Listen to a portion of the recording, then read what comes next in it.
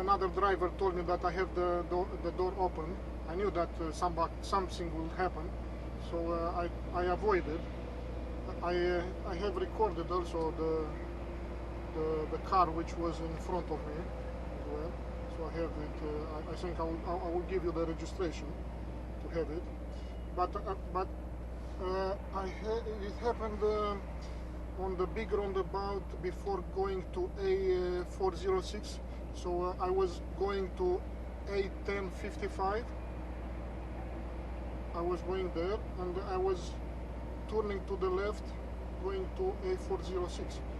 On that roundabout, they opened the door because the car was staying put, no moving from the roundabout, and I could move a little bit. He moved around me as well to stop me because the other van was at the back, a Mercedes van. Yes, we're gonna check it. Yeah. The drivers told me that somebody was going inside, but I don't know if they took something from there. We're gonna see. I have two pallets at the back, so maybe they managed to climb it or not. But we're gonna see what happened. Yeah. I managed to close the door, so I'm on the move now. So I'm going forward. All right, no worries. Thank you very much. Bye.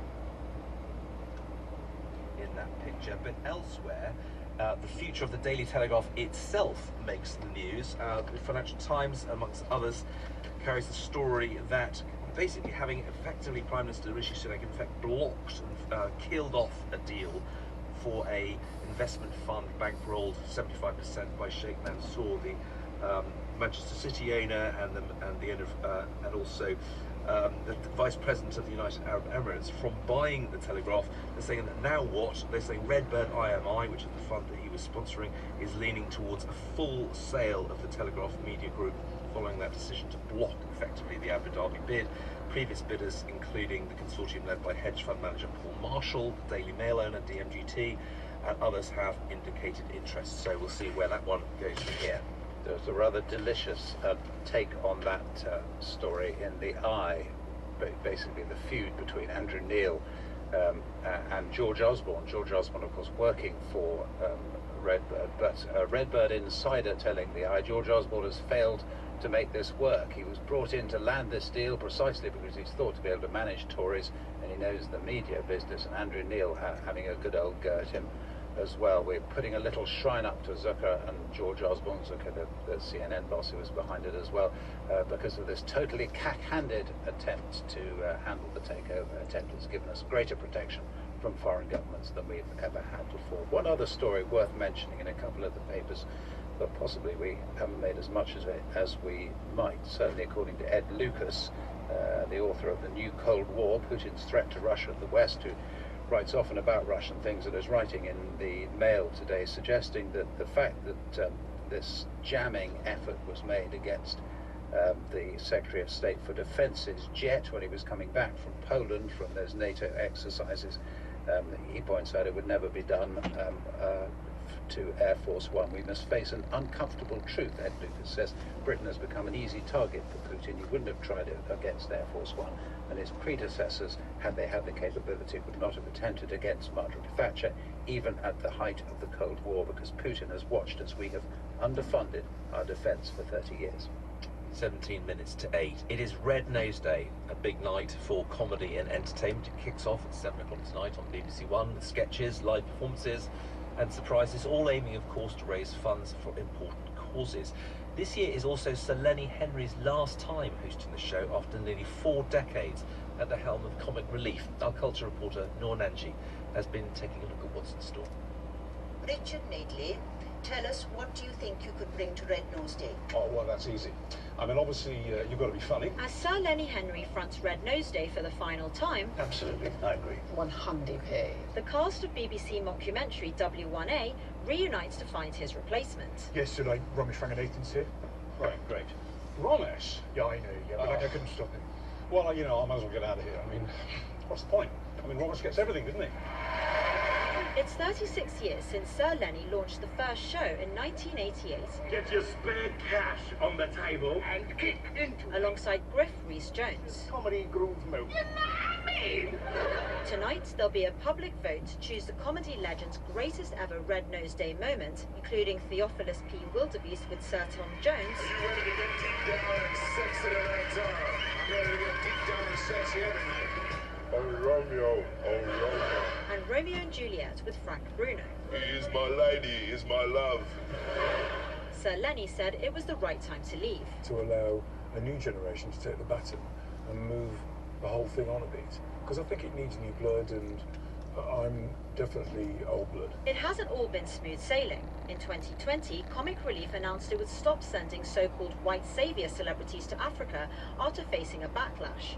But Sir Lenny said he was incredibly proud of what the charity had achieved, with more than £1.5 billion being raised over the years. The money that people have sent in has helped over 100 million people. Other highlights from tonight's fundraising bonanza include a spoof movie adaptation of The Traitors. Saran Jones is Claudia Winkleman. Prepare to die. But in like a super nice way. This year's challenge took place in the Arctic Circle in Norway. We keep hearing these cracks. You hear that? It's definitely the most dangerous situation we've been in so far. It was Comic Relief's coldest ever challenge. As an Irish person, I'm like, yeah, I can deal with the cold. It was a different level of cold. TV presenter Laura Whitmore said it was the thought of a woman she had met who had been helped by a charity supported by Comic Relief after her husband died that got her through. Because I had just met Helen just 2 days before I flew out, she was constantly in my mind. So anytime anything would come into my head where I would think, oh, this is a bit hard, I was like, Laura, you have no idea what hard is and what resilience is. And that's what it's about. There's so many magnificent women who have to be resilient, who are raising families, who aren't just doing it for themselves. And this is why it all matters. Surplus food is packed into boxes at a food distribution charity in northwest London. The money raised on Red Nose Day goes towards funding initiatives like the Felix Project. Last year, over 170,000 working families turned to food service organizations, the ones that we serve, for the first time. Shane Dorset is head of operations at the charity.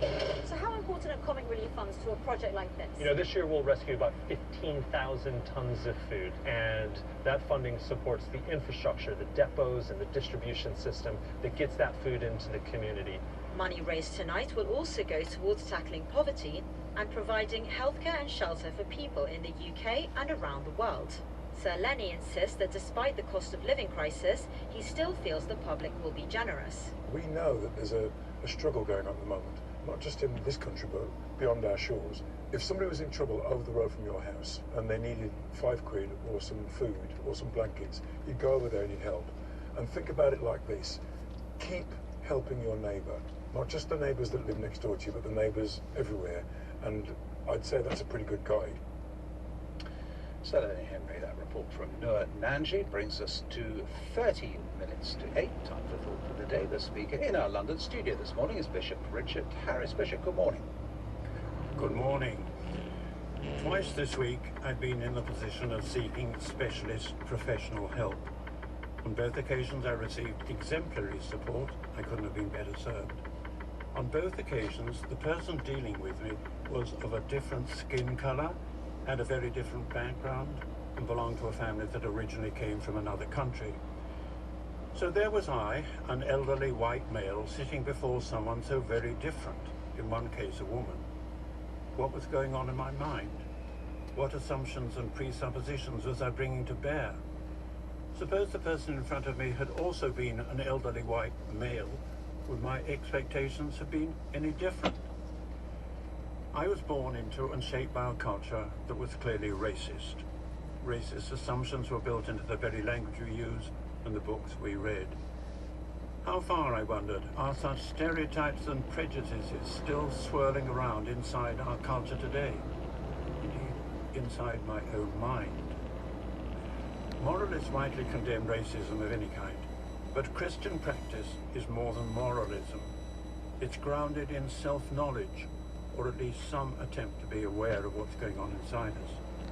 And during this Lenten period in particular, we're asked to suss out some of the evasions and self-deceits by which we usually live our lives, as well as our unconscious prejudices and attitudes. This isn't to make us feel bad about ourselves. Sadly, too much church teaching in the past seemed designed to do just that. The 14th century mystical writer Julian of Norwich is a healthy corrective to this way of thinking. She once wrote, "I understood that the Lord looks on his servant with pity and not with blame." The purpose of becoming more aware of ourselves and more conscious of what's going on inside us isn't to beat ourselves up, but to be honest about who we are and more hopeful about our potential for spiritual growth. So whilst we rightly condemn all forms of racism and can be glad that we have good laws about racial equality in our country, my own faith takes me beyond condemnation to a serious sense of personal accountability, especially for my own life, but also for the society of which I am a part. This is, I think, to approach my true self. And the closer we come to knowing our true self, the closer we come to the ultimate reality in which it is grounded. And that was Thought for the Day with Bishop Richard Harris. It brings us to 10 to 8. Food, glorious food. We're anxious to try it, unless perhaps you're a pupil at the Redbridge Community School in Southampton, whose head teacher wrote to parents apologising for the unacceptable quality of the meals provided by external caterer Chartwells. Here's what Tariq, a student at the school, told us earlier. The food is it's actual disgusting. Like, I would come from football and I would go and eat food and it's like I would eat it and then I would regret to eat it. Personally, I would say it's more the quality than the portions. The portions are still bad, but when it comes to the actual food, it's just I would rather have a very small portion of that food because of how bad it is. Well, Chartwells, the caterer in question, has said the school has reported improvement in the food quality recently. But who should be responsible for what our children are fed? Stan Moynihan is the chief executive of the Harris Federation, which runs around 50 academy schools. And Justine Greening is the former education secretary. Good morning to you both. Good morning. Stan Moynihan, just give us your expression. It seems to vary widely across. What have you come across when it comes to providing meals in schools? I think the school catering industry is a cutthroat industry, and the bottom line, unfortunately, features too prominently.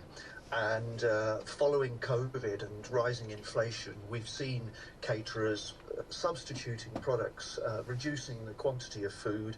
Instead of children getting 3 fish fingers, they get 1. Instead of 6 slices of melon in a pot, they get 3. And that needs schools to be on their case constantly. I think the key issue is there needs to be more funding for school food, but that on its own won't be enough because it will disappear into the bottom line. There also needs to be tougher food quality standards and tougher monitoring of the quality of food from central government. There are 4.2 million children in food poverty who rely for their school meal as the only decent meal they're going to get in a day. So this really matters. It's not a small issue, it's actually terribly important. It's interesting the point you make about inflation, because unless you have commensurate increase in funding for food or for schools in the school food budget, then you are going to get, I suppose, what some people call shrinkflation. You're just going to get less than you did before. Is that what's happening here? That's correct. I mean, in 2012, the value of a free school meal, the funding a school would get, was £2.47. If that kept pace with inflation today, it would be £2.87, when in fact it's £2.50. So schools are underfunded for provision of free school meals, and these contracts often last 5 years or so, and if there isn't provision to pass on prices, caterers tend to cut corners. And really, our view is children come first. If the caterer enters into a contract, it's their job to make it work. not to reduce the amount or quality of food to children. And on top of that, we've got large numbers of children who are potentially eligible for free school meals, 250,000 of them, who aren't registered. And if government joined up the list in the Department for Education and the list with the Department for Work and Pensions, we would have 250,000 more children getting what they're eligible for, and that shouldn't be rocket science. So it's the portion control, but it's also the approach of central government that needs to change. Justin Greening, former Education Secretary. Responsibility for school food standards ultimately sits with the Department for Education, which used to head. And there are some mandatory school food standards set by each of the nations. Yet the monitoring of compliance, what do you remember from your time as Education Secretary? I think my sense was that free school meals was, in many respects, a backward-looking policy. I mean, what you really need today is a policy that looks at overall child nutrition and well-being, and that the meals children get at school should be part of delivering that strategy. And was there a focus on that when you were Education Secretary? Was nutrition and what children were eating considered important to their overall development and whether they could get through the school day? I think the reality is the department is always going to focus more on the core education policy. And the other challenge with this whole area is it cuts across a number of departments. I mean, there's education, it's about health, it's also about welfare. And I think it's partly the reason why it isn't looked at sufficiently strategically by government. But Sedan's right. In the end, even if you have the right policy, you need to have the right investment. And I think we're really losing this sense of using school meals as a way to teach children about nutrition. I think that would be important to have a much more strategic approach. I guess also your point on oversight matters. I mean, we have the OBR looking at what the Treasury does. I think it's probably time to have a similar body looking at the DFE and scrutinising policy, but also it would be able to look at this sort of broader child wellbeing policy. Sedan, I mean, who's checking this? There are some sort of mandatory school food standards. Are there spot checks? What happens? How does it work? There are mandatory school food standards with things like, there should be meat or poultry 3 times a week, but that doesn't stop caterers substituting out. And it's down to schools and local governors to keep on the case, and that's where this falls down. If you've got a caterer not delivering to their menu, it becomes very difficult for a school individually to take on a big catering company. This is where we need the equivalent of like trading standards officers, some type of government inspectorate, not Ofsted at all, but some type of government inspectorate that will randomly check the quality of food being delivered to children in schools and publish the outcomes and hold these caterers to account, because their reputations matter in terms of the amount of future business they would win, and this should be possible to achieve. But I mean, the bigger problem is, we've mentioned 250,000 kids who are eligible but don't get. There's another 1 million children who are poor but are not eligible because the income threshold for free school meals is £7,400.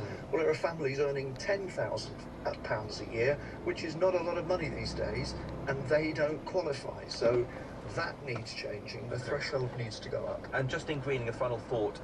Is it seen as an investment or a cost, feeding the children, the way government looks at it?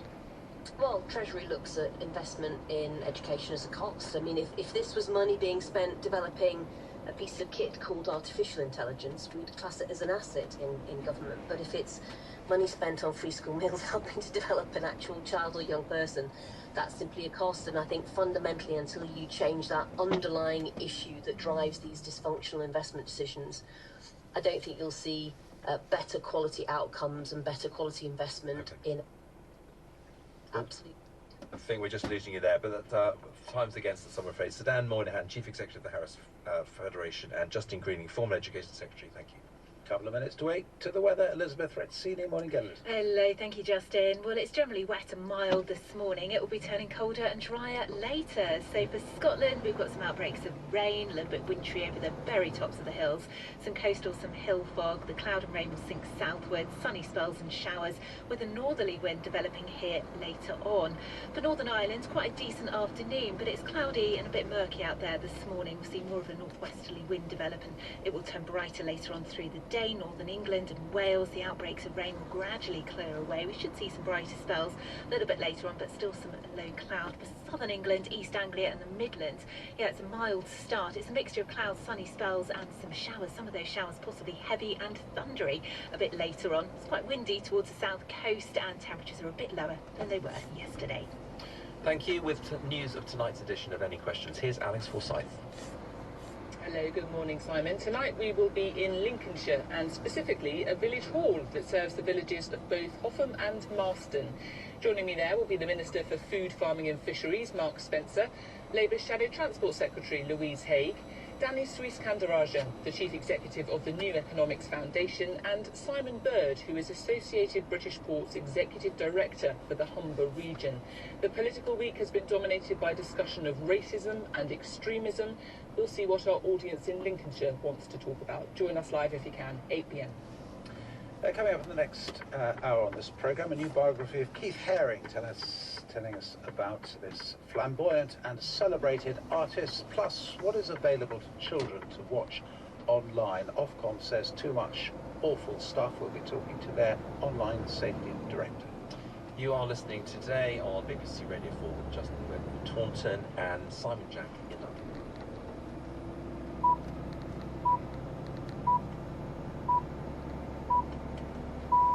It's 8 o'clock on Friday the 15th of March. The headlines this morning. The people of Russia are voting in presidential elections, and with Vladimir Putin facing no real challenges, he's almost certain to win by a landslide.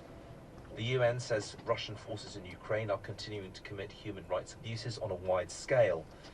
Israel has rejected the latest Hamas plan for a ceasefire in Gaza, calling it unrealistic, and the Conservative Party has refused to confirm or deny whether it's received more money from a donor caught up in a racism row. The BBC News is read by Caroline Nichols. The people of Russia are going to the polls for presidential elections, where the incumbent, Vladimir Putin, is all but certain to emerge victorious and extend his term in power by a further 6 years. The vote is taking place over 11 time zones and will continue until Sunday. Territories occupied or influenced by Russia in Ukraine, Moldova and Georgia are also taking part. Mr. Putin faces little opposition, with only 3 uncritical contenders permitted to stand, and his rivals either dead, in prison or in exile. Our Russia editor, Steve Rosenberg, is following developments in Moscow. The Kremlin tightly controls Russia's political system, and that includes elections. So Vladimir Putin's re-election is not in doubt. By the end of this 3-day event, he's expected to be declared the winner by a landslide. But Kremlin critics say the procedure is neither free, fair, or transparent. There are no meaningful opposition challenges on the ballot. Mr. Putin's fiercest political rivals are in exile or in prison. Vladimir Putin is already the longest-serving Kremlin leader since Joseph Stalin. He's been in power in Russia as president or prime minister for nearly a quarter of a century. The Kremlin will use another Putin victory to claim that there is popular support in Russia for the direction in which he's taken the country, and for what Vladimir Putin still calls the special military operation, Russia's war in Ukraine. A new UN report says Russian forces are continuing to commit human rights violations in Ukraine on a wide scale. The report will be submitted to UN member states next week. From Geneva, here's Imogen Folks. The report's evidence from Ukrainian prisoners of war and Russian soldiers who deserted is harrowing. Torture was widespread and systematic. The report concludes prisoners were beaten, given electric shocks, had their bones broken. One told the investigators his pain was so great he begged to be killed. Russian deserters said their superior officers told them to work harshly with no pity. The UN investigators visited Ukraine over a dozen times, interviewing hundreds of people. Their report also details indiscriminate bombing of civilians, hospitals and cultural sites, and the illegal transfer of Ukrainian children from a care home in Ukraine to an orphanage in Russia. Israel has rejected the latest Hamas proposals on a ceasefire in Gaza, saying the group is still making unrealistic demands. International pressure has been growing for a deal to be reached that would involve the release of more of the hostages who were seized in the attacks on October the 7th. Hamas has described the deal it presented to mediators as a comprehensive vision. Our Middle East correspondent Hannah Foster reports from Jerusalem. Israeli media reported Hamas's submission to the ceasefire talks as positive developments, but an official statement from the Prime Minister's office said it was still unrealistic. As Benjamin Netanyahu met families of those still being held hostage, he told them Hamas wanted to ignite the ground during Ramadan and said Qatar was applying pressure on Hamas for the first time. Hamas said its vision continued to include a withdrawal of Israeli forces from Gaza and the ability for Palestinians to return to their homes there. The statements come as 20 people were killed and more than 150 injured as they waited for aid in Gaza, according to the Hamas-run health ministry. Israel said reports that it was an IDF attack were false and it was thoroughly assessing the incident. Israel has rejected criticism from the US Senate leader Chuck Schumer, who described Benjamin Netanyahu as an obstacle to peace. Mr. Schumer, America's highest-ranking Jewish official, called for new elections to replace the Israeli leader, but Mr. Netanyahu's Likud party said the Prime Minister's policies were supported by a huge majority. The Conservatives have refused to confirm or deny reports that the donor at the centre of a racism row has given more money to the party. Frank Hester has apologised for being rude about the MP Diane Abbott, but said his comments were nothing to do with skin colour. Downing Street called them racist, and opposition parties have said the Tories should return the donations. Here's our political correspondent Ian Watson. Asked if the Conservatives had accepted further donations from Frank Hester, the party issued a one-line statement that declarable donations would be published by the Electoral Commission in the usual way. Translated, that means they don't want to tell us, at least not now.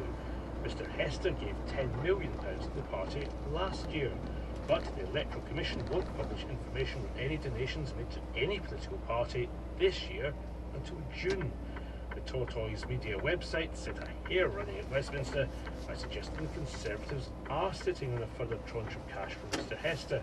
This hasn't been specifically denied, but party spokespeople wouldn't say anything beyond their short statement. Labour and the Lib Dems have called for any donations to be handed back after Mr. Sunak described Mr. Hester's alleged comments about Diane Abbott as racist and wrong. Rishi Sunak has ruled out holding the general election on May the 2nd, the same day as local and mayoral elections in England. There's been mounting speculation at Westminster that the Prime Minister was preparing to go to the polls early. He's previously said his working assumption is that the election will be in the second half of the year. The link between health and wealth has been highlighted by a new study which shows the risk of death from alcohol, drugs or suicide is higher in more deprived areas in the north of England and in seaside towns. The researchers say that existing inequalities have become wider and that measures designed to close the gap need to move further and faster. Here's our health correspondent, Dominic Hughes. There is a technical term for deaths linked to alcohol, drugs or suicide. They're known by the phrase deaths of despair.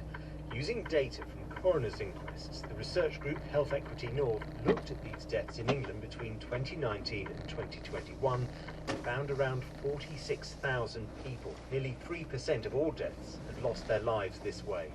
But there was a very uneven distribution across England. Poorer areas in the north and seaside towns had the highest rates. The study suggests having more than one risk factor, living in the north but also being white, working class, living alone, unemployed or doing an unskilled job, seems to have a multiplier effect, becoming more powerful with each one added. In Blackpool, a northern seaside town, rates of deaths are 6 times those in Barnet in Greater London. The communications watchdog says children are first seeing violent online content while still at primary school and describe it as inevitable and unavoidable. Ofcom is urging social media companies to strengthen child protection on their platforms ahead of guidance being published this spring. Here's our technology reporter, Shiona McCallum. A relatively small number of children were questioned for Ofcom's report, but all 247 of them had encountered a range of violence online. This included gaming content, verbal discrimination and videos of fights. A second report found that suicide, self-harm and eating disorder content was also prolific on social media. A third said cyberbullying had a negative impact on children's emotional, mental and physical health. All the children said they wanted tech firms to take responsibility for keeping them safer online. Ofcom said now was the time for the industry to act to ensure it was ready to meet its child protection duties under new online safety laws. A fresh attempt is being made to prevent the smuggling of puppies and kittens into the UK. A private member's bill being introduced today would impose a ban on importing animals younger than 6 months old. The measures are expected to receive the backing of both the government and Labour. The comedian and actor Sir Lenny Henry will present his final comic relief tonight, almost 40 years after he co-founded the charity with the screenwriter Richard Curtis. The programme kicks off at 7 p.m. on BBC One. Here's our culture reporter Noor Nanji. This year, along with the usual sketches and live performances, there will also be a special show dedicated to Sir Lenny Henry's 39 years at the helm of comic relief. The comedian said it was the right time to leave. My missus said it's half your life. That's a lot. It'll be fantastic to leave knowing that there's, getting emotional now, a new group of people taking over and treating it the way we did. It hasn't all been smooth sailing. In 2020, Comic Relief announced it would stop sending so-called white saviour celebrities to Africa after facing a backlash. But Sir Lenny said he was incredibly proud of what the charity had achieved, with more than £1.5 billion being raised over the years. A swarm of bees has interrupted a tennis match featuring two of the world's top players in California. Carlos Alcaraz was in the early stages of his contest against Alexander Zverev at Indian Wells, when bees buzzed around the cameras and the players. Alcaraz swatted them with his racket and was stung before running off court. A beekeeper was called to remove the swarm. When the match resumed 2 hours later, the Spaniard showed no ill effects, winning in straight sets. Thank you. 8:10 is the time. A former Russian foreign minister